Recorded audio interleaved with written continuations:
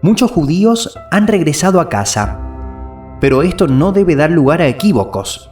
Todavía Persia tiene la última palabra. Mientras tanto, en Susa, la capital persa, una joven judía llamada Esther conquista el corazón del rey Asuero.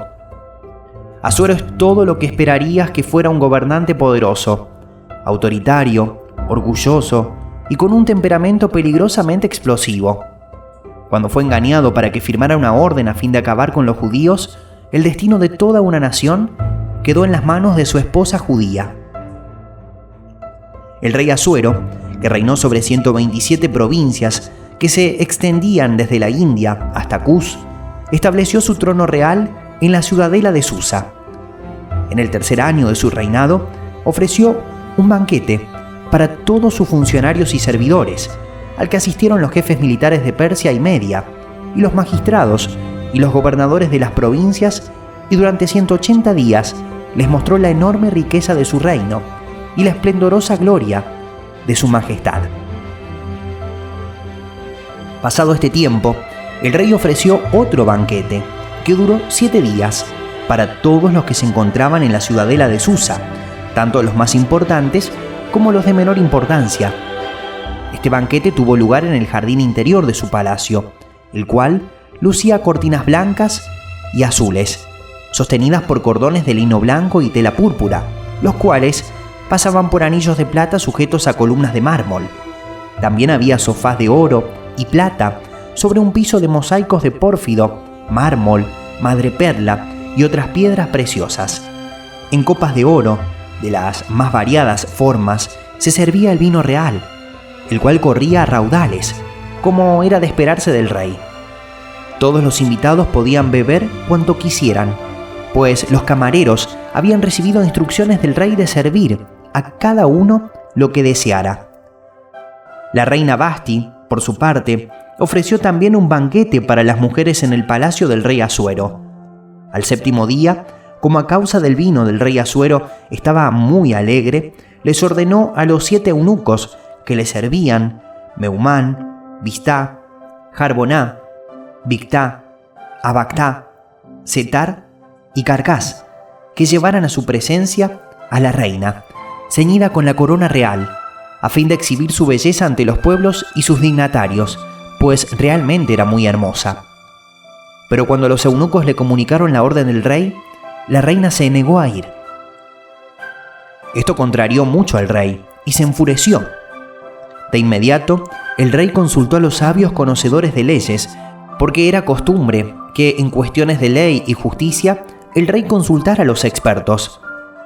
Los más allegados a él eran Carcena, Setar, Admata, Tarsis, Meres, Marcená y Memucán, los 7 funcionarios de Persia y Media, que tenían acceso especial a la presencia del rey y ocupaban los puestos más altos en el reino.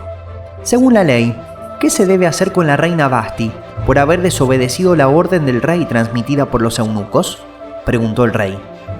En presencia del rey y de los funcionarios, Memucán respondió: la reina Vashti no solo ha ofendido a su majestad, sino también a todos los funcionarios y a todos los pueblos de todas las provincias del reino, porque todas las mujeres se enterarán de la conducta de la reina, y esto hará que desprecien a sus esposos, pues dirán: el rey Asuero mandó que la reina Vashti se presentara ante él, pero ella no fue. El día en que las mujeres de la nobleza de Persia y de Media se enteren de la conducta de la reina, les responderán de la misma manera a todos los dignatarios de su majestad. Entonces no habrá fin al desprecio y a la discordia. Por lo tanto, si le parece bien a su majestad, emita un decreto real, el cual se inscribirá con carácter irrevocable en las leyes de Persia y Media, que Vashti nunca vuelva a presentarse ante su majestad y que el título de reina se lo otorgue a otra mejor que ella. Así, cuando el edicto real se dé por conocer por todo su inmenso reino, todas las mujeres respetarán a sus esposos, desde los más importantes hasta los menos importantes. Al rey y a sus funcionarios les pareció bien ese consejo, de modo que el rey hizo lo que había propuesto Memucán. Envió cartas por todo el reino a cada provincia en su propia escritura y a cada pueblo en su propio idioma, proclamando en la lengua de cada pueblo que todo hombre debe ejercer autoridad sobre su familia. Algún tiempo después, ya aplacada su furia, el rey Asuero se acordó de Vasti y de lo que había hecho y de lo que se había decretado contra ella. Entonces, los ayudantes personales del rey hicieron esta propuesta: que se busquen jóvenes vírgenes y hermosas para el rey, que nombre el rey para cada provincia de su reino delegados que reúnan a todas esas jóvenes hermosas en el harén de la ciudadela de Susa, que sean puestas bajo el cuidado de Hegai, el eunuco encargado de las mujeres del rey, y que se les dé un tratamiento de belleza, y que reine en lugar de Vasti la joven que más le gusta al rey. Esta propuesta le agradó al rey y ordenó que así se hiciera. Vasti pagó el precio por su actitud contra el rey. Aunque ella era la reina legítima, fue destituida por el capricho de su marido. Tal era el estado precario de las mujeres y los hombres en la corte real. Las mujeres fuera de la corte también estaban sujetas a los propósitos del rey. Su decreto, que indicaba que las muchachas del reino debían ser traídas a su harén, fue irrefutable. Las jóvenes y sus familias no tenían voz en el asunto. Si el rey lo demandaba, la familia no tenía otra alternativa más que entregarle su hija al monarca. En la ciudadela de Susa vivía un judío de la tribu de Benjamín, llamado Mardoqueo, hijo de Yair, hijo de Simí, hijo de Quis, uno de los capturados en Jerusalén y llevados al exilio cuando Nabucodonosor, rey de Babilonia, se llevó cautivo a Jeconías, rey de Judá. Mardoqueo tenía una prima llamada Hadasá. Esta joven, conocida también como Ester, a quien había criado porque era huérfana de padre y madre, tenía una figura atractiva y era muy hermosa. Al morir sus padres, Mardoqueo la adoptó como su hija. Cuando se proclamaron el edicto y la orden del rey, muchas jóvenes fueron reunidas en la ciudadela de Susa y puestas al cuidado de Hegai. Ester también fue llevada al palacio del rey y confiada a Hegai, quien estaba a cargo del harén. La joven agradó a Hegai y se ganó su simpatía. Por eso, él se apresuró a darle el tratamiento de belleza y los alimentos especiales. Le asignó las 7 doncellas más distinguidas del palacio y la trasladó con sus doncellas al mejor lugar del harén. Ester no reveló su nacionalidad ni sus antecedentes familiares, porque Mardoqueo se lo había prohibido. Este se paseaba diariamente frente al palacio del harén para saber cómo le iba a Ester y cómo la trataban. Ahora bien, para poder presentarse ante el rey, una joven tenía que completar los 12 meses de tratamiento de belleza prescriptos, 6 meses con aceite de mirra y 6 con perfumes y cosméticos. Terminado el tratamiento, la joven se presentaba ante el rey y podía llevarse de la arena al palacio todo lo que quisiera. Iba al palacio por la noche y a la mañana siguiente volvía a un segundo harén bajo el cuidado de Sagaz, el eunuco encargado de las concubinas del rey. Y no volvía a presentarse ante el rey a no ser que él la deseara y la mandara llamar. Cuando a Ester, la joven que Mardoqueo había adoptado y que era hija de su tío Abijail, le llegó el turno de presentarse ante el rey, ella no pidió nada fuera de lo sugerido por Hegai, el eunuco encargado del harén del rey. Para entonces, ella se había ganado la simpatía de todo el que la veía. Ester fue llevada al palacio real ante el rey Asuero en el mes 10, el mes de Tebet, durante el 7º año de su reinado. El rey se enamoró de Ester más que de todas las demás mujeres, y ella se ganó su aprobación y simpatía más que todas las otras vírgenes. Así que él le ciñó la corona real y la proclamó reina en lugar de Vasti. Luego el rey ofreció un gran banquete en honor de Ester para todos sus funcionarios y servidores. Declaró un día de fiesta en todas las provincias y distribuyó regalos con generosidad digna de un rey. Mientras se reunía a un segundo grupo de vírgenes, Mardoqueo permanecía sentado en la puerta del rey.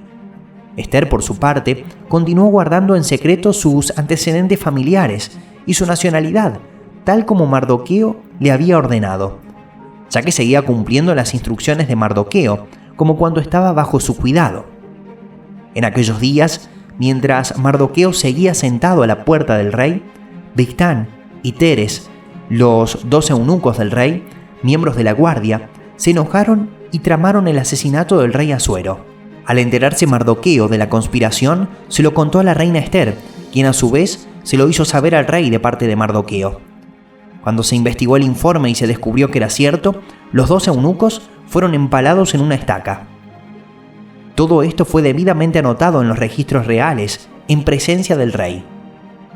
Amán, un noble de la corte del rey, no tenía conocimiento de los antecedentes de Ester y la lealtad al rey de Mardoqueo, o no hubiera conspirado abiertamente contra los judíos. Sin embargo, la tradición judía lo considera como un descendiente del rey de Amalek, un enemigo de Israel durante el reinado de Saúl. Los amalecitas eran enemigos antiguos de los judíos. Por lo tanto, quizás su enfrentamiento con Mardoqueo y el consiguiente decreto contra los judíos fue inevitable. Después de estos acontecimientos, el rey Asuero honró a Amán, hijo de Amedata, el descendiente de Agag, ascendiéndolo a un puesto más alto que el de todos los demás funcionarios que estaban con él. Todos los servidores del palacio, asignados a la puerta del rey, se arrodillaban ante Amán y le rendían homenaje, porque así lo había ordenado el rey. Pero Mardoqueo no se arrodillaba ante él ni le rendía homenaje. Entonces, los servidores del palacio asignados a la puerta del rey le preguntaron a Mardoqueo: ¿por qué desobedeces la orden del rey? Día tras día se lo reclamaban, pero él no les hacía caso. Por eso lo denunciaron a Amán para ver si seguía tolerándose la conducta de Mardoqueo, ya que éste les había confiado que era judío. Cuando Amán se dio cuenta de que Mardoqueo no se arrodillaba ante él ni le rendía homenaje, se enfureció, y cuando le informaron a qué pueblo pertenecía Mardoqueo, desechó la idea de matarlo solo a él y buscó la manera de exterminar a todo el pueblo de Mardoqueo, es decir, a los judíos que vivían por todo el reino de Asuero. Para determinar el día y el mes, se echó el pur, es decir, la suerte, en presencia de Amán, en el mes primero, que es el mes de Nisán, del año 12º del reinado de Asuero, y la suerte cayó sobre el mes 12º, el mes de Adar. Entonces Amán le dijo al rey Asuero: hay cierto pueblo disperso y diseminado entre los pueblos de todas las provincias del reino, cuyas leyes y costumbres son diferentes de las de todos los demás. No obedecen las leyes del reino, y a su majestad no le conviene tolerarlos.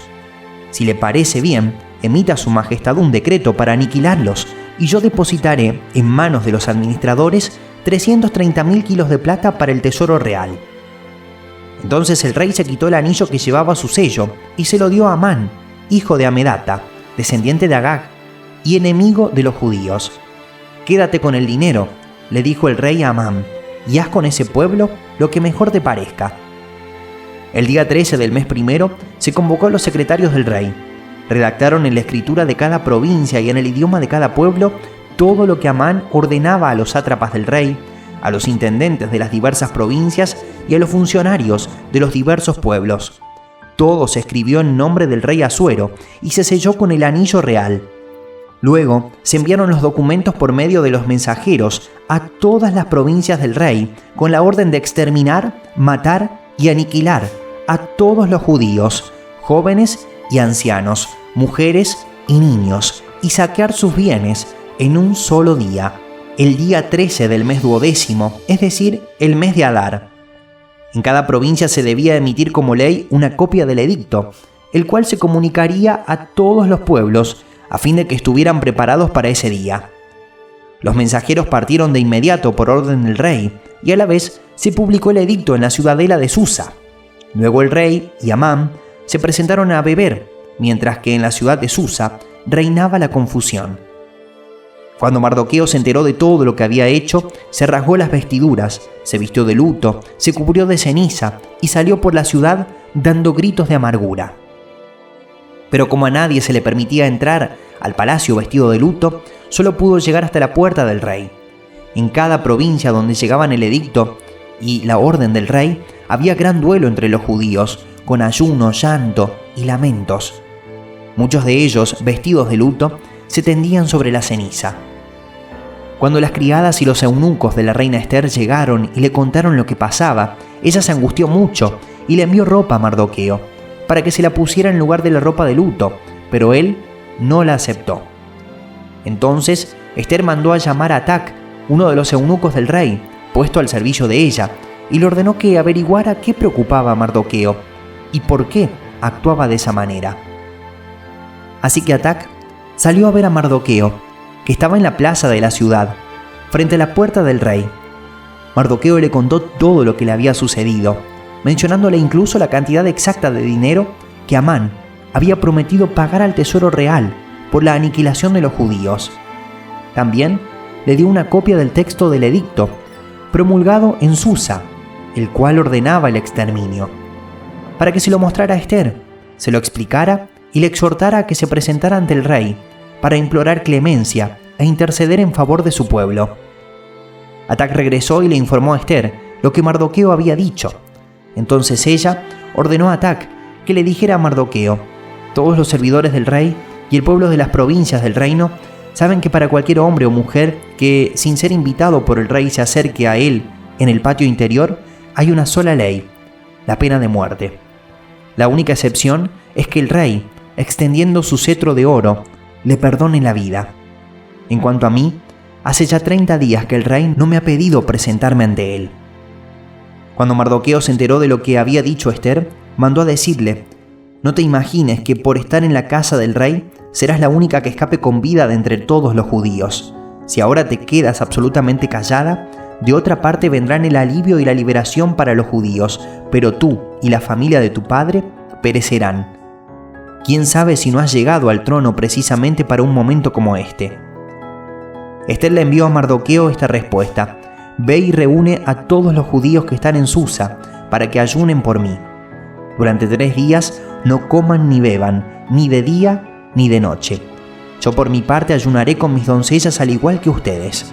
Cuando cumpla con esto, me presentaré ante el rey, por más que vaya en contra de la ley, y si perezco, que perezca. Entonces Mardoqueo fue y cumplió con todas las instrucciones de Ester. La reina Vasti había arriesgado su vida al negarse a presentarse ante el rey cuando fue convocada. Como resultado, ella perdió su posición como reina. Ahora Ester arriesga su vida al comparecer ante el mismo rey sin invitación. Al tercer día, Ester se puso sus vestiduras reales y fue a pararse en el patio interior del palacio, frente a la sala del rey. El rey estaba sentado allí, en su trono real, frente a la puerta de entrada.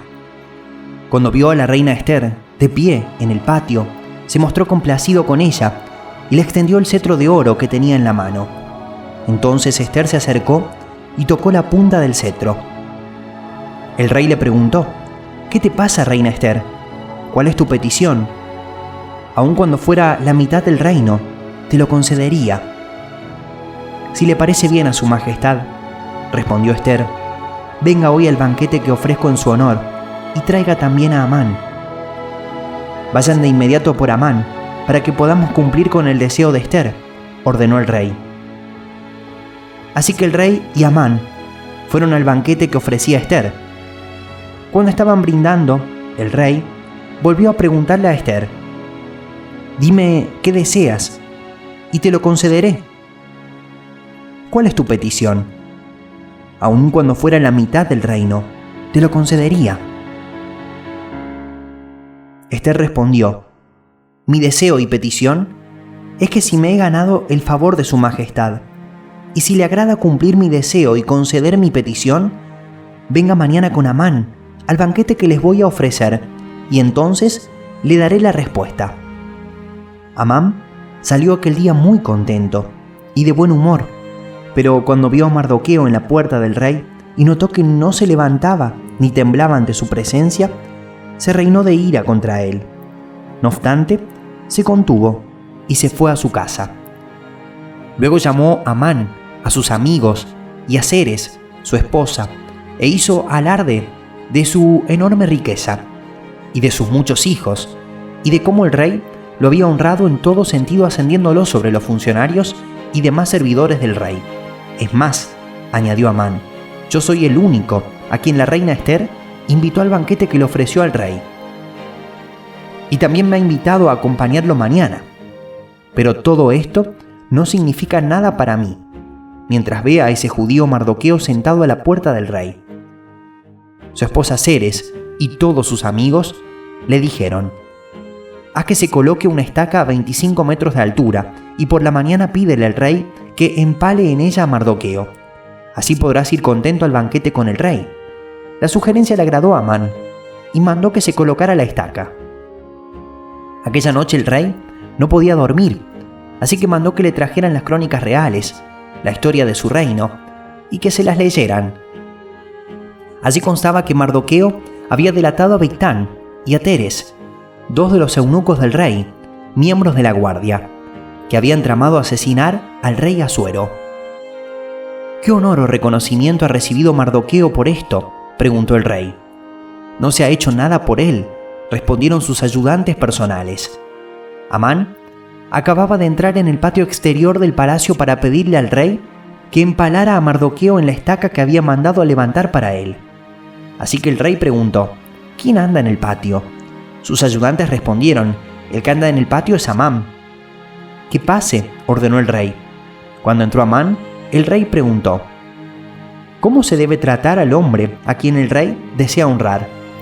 Entonces Amán dijo para sí: ¿a quién va a querer honrar el rey sino a mí? Así que contestó: para el hombre a quien el rey desea honrar, que se mande traer una vestidura real que el rey haya usado y un caballo en el que haya montado y que lleve en la cabeza un adorno real. La vestidura y el caballo deberán entregarse a uno de los funcionarios más ilustres del rey, para que vista al hombre a quien el rey desea honrar, y que lo pasee a caballo por las calles de la ciudad, proclamando a su paso: así se trata al hombre a quien el rey desea honrar. Ve de inmediato, le dijo el rey a Amán, toma la vestidura y el caballo, tal como lo ha sugerido, y haz eso mismo con Mardoqueo, el judío que está sentado a la puerta del rey. No descuides ningún detalle de todo lo que has recomendado. Así que Amán tomó la vestidura y el caballo, vistió a Mardoqueo y lo llevó a caballo por las calles de la ciudad, proclamando a su paso: así se trata al hombre a quien el rey desea honrar. Después, Mardoqueo volvió a la puerta del rey, pero Amán regresó apurado a su casa, triste y tapándose la cara, y les contó a Zeres, su esposa, y a todos sus amigos lo que le había sucedido. Entonces sus consejeros y su esposa Zeres les dijeron: si Mardoqueo, ante quien has comenzado a caer, es de origen judío, no podrás contra él. Sin duda acabará siendo derrotado.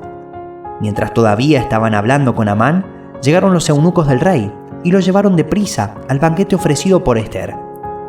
El rey y Amán fueron al banquete de la reina Ester, y al segundo día, mientras andaban, el rey le preguntó otra vez: dime qué deseas, reina Ester, y te lo concederé. ¿Cuál es tu petición? Aun cuando fuera la mitad del reino, te lo concedería. Ester respondió: si me he ganado el favor de su majestad, y si le parece bien, mi deseo es que me conceda la vida. Mi petición es que se compadezca de mi pueblo, porque a mí y a mi pueblo se nos ha vendido para exterminio, muerte y aniquilación. Si solo se nos hubiera vendido como esclavos, yo me habría quedado callada, pues tal angustia no sería motivo suficiente para inquietar a su majestad. El rey le preguntó: ¿y quién es ese que se ha atrevido a concebir semejante barbaridad? ¿Dónde está? El adversario y enemigo es este miserable de Amán, respondió Ester. Amán quedó aterrorizado ante el rey y la reina. El rey se levantó enfurecido, dejó de beber y salió al jardín del palacio. Pero Amán, dándose cuenta de que el rey ya había decidido su fin, se quedó para implorarle a la reina Ester que le perdonara la vida.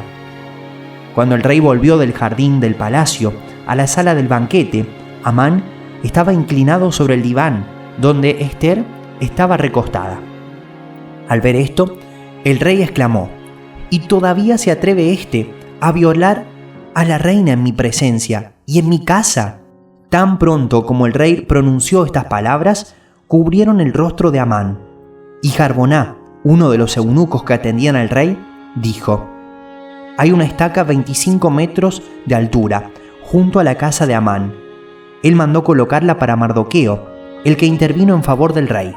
Empálenlo en ella, ordenó el rey, de modo que empalaron a Amán en la estaca que él había mandado levantar para Mardoqueo.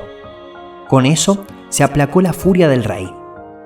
Ese mismo día, el rey Asuero le dio a la reina Ester las propiedades de Amán, el enemigo de los judíos. Mardoqueo se presentó ante el rey, porque Ester le había dicho cuál era su parentesco con ella. El rey se quitó el anillo con su sello, el cual había recuperado de Amán, y se lo obsequió a Mardoqueo.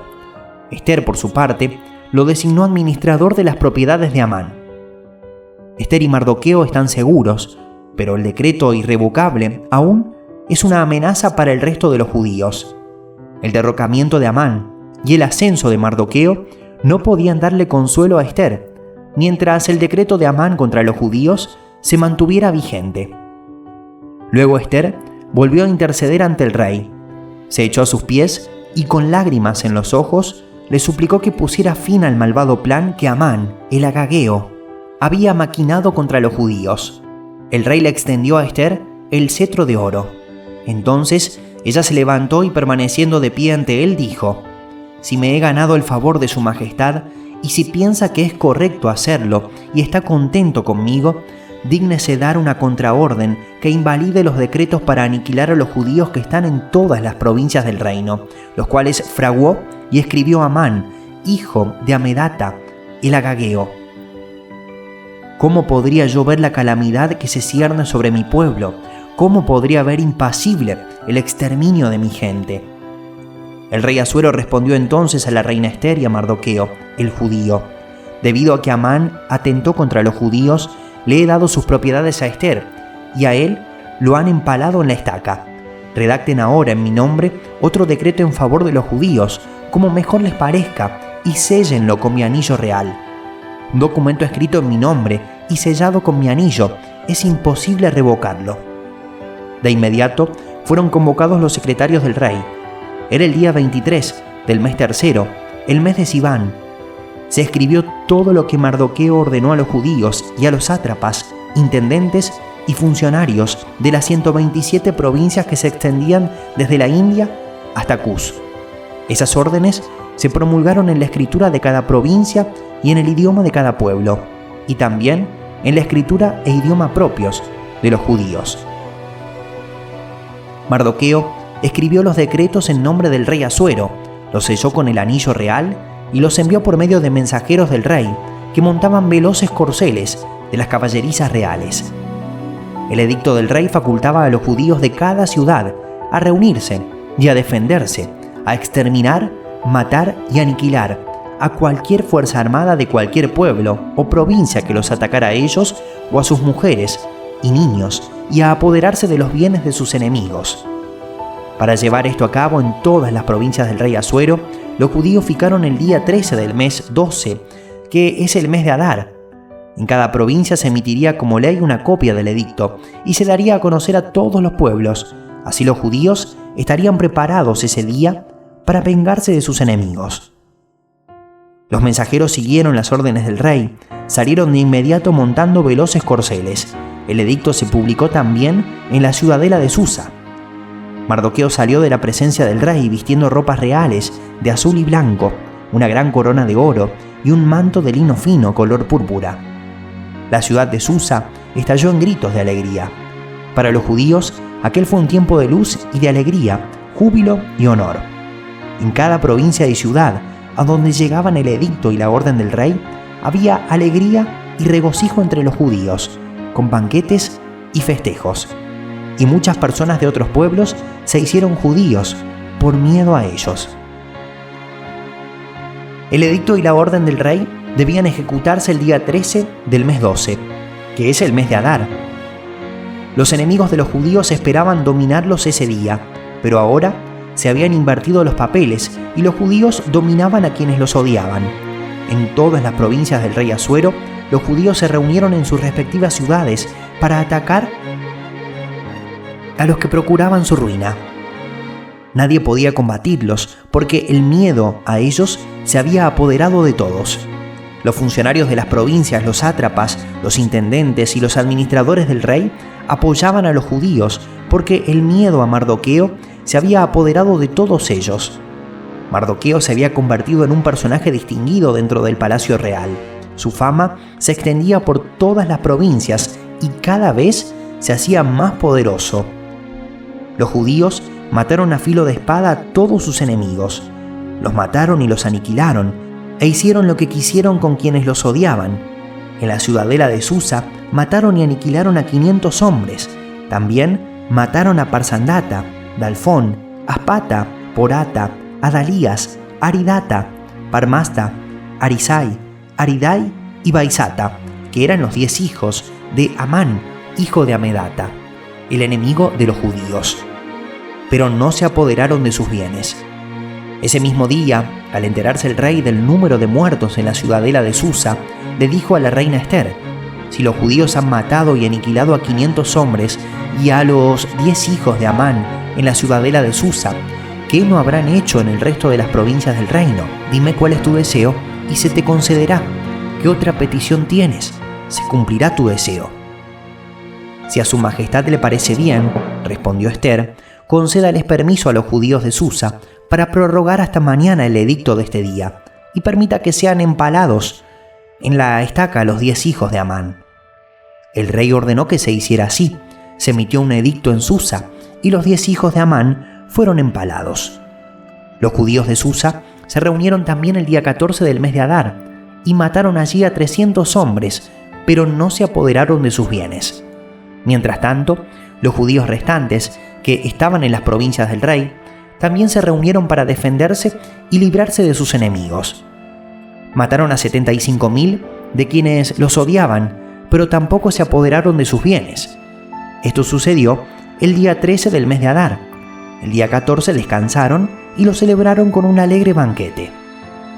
Esta historia de Ester y Mardoqueo es también la historia de los comienzos de uno de los festivales anuales de los judíos, la fiesta de Purim. La historia también conserva vivo el recuerdo de la gran liberación del pueblo judío durante el reinado de Asuero. Mardoqueo registró estos acontecimientos y envió cartas a todos los judíos de todas las provincias lejanas y cercanas del rey Asuero, exigiéndoles que celebraran cada año los días 14 y 15 del mes de Adar como el tiempo en que los judíos se libraron de sus enemigos y como el mes en que su aflicción se convirtió en alegría y su dolor en día de fiesta. Por eso debían celebrarlos como días de banquete y de alegría, compartiendo los alimentos los unos con los otros y dándoles regalos a los pobres. Así los judíos acordaron convertir en costumbre lo que habían comenzado a festejar, cumpliendo lo que Mardoqueo les había ordenado por escrito. Porque Amán, hijo de Amedata, el agageo, el enemigo de todos los judíos, había maquinado aniquilar a los judíos y había echado el pur, es decir, la suerte, para confundirlos y aniquilarlos. Pero cuando Ester se presentó ante el rey, este ordenó por escrito que el malvado plan que Amán había maquinado contra los judíos debía recaer sobre su propia cabeza y que él y sus hijos fueran empalados en la estaca. Por tal razón, a estos días se les llamó Purim, de la palabra pur, conforme a todo lo escrito en esta carta, y debido a lo que habían visto y a lo que les había sucedido, los judíos establecieron para ellos y sus descendientes y para todos los que se les unieran la costumbre de celebrar sin falta estos 2 días cada año, según la manera prescrita y en la fecha fijada. Toda familia y cada provincia y ciudad debía recordar y celebrar estos días en cada generación, y estos días de Purim no debían dejar de festejarse entre los judíos, ni debía morir su recuerdo entre sus descendientes. Continuará.